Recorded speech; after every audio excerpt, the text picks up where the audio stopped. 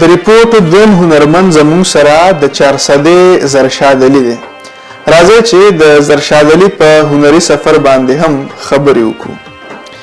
د لر او بر پښتنو پیژندلې هنرمند زرشاد علي د 400 رزړو سیمې اوسیدونکی و. زرشاد علي د انقلاب د دور نه راتېر استاد سندرغاړی و.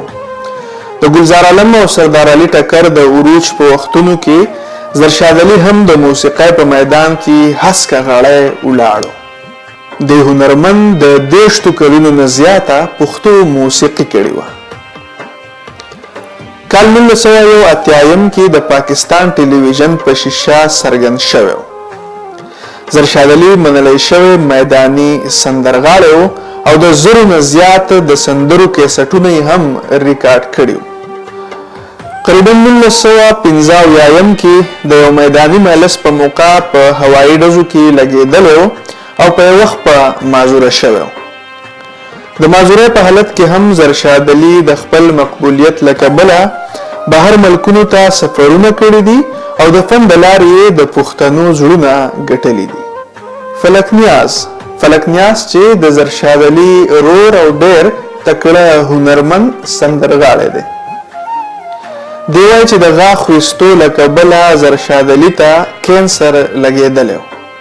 2 کاله یې ورله په خپله غریبۍ کې علاج معالجه جاري وساتله، خو نور وس نه لرلو چې په لویه سطحه د هغه غوره علاج وکړی شي.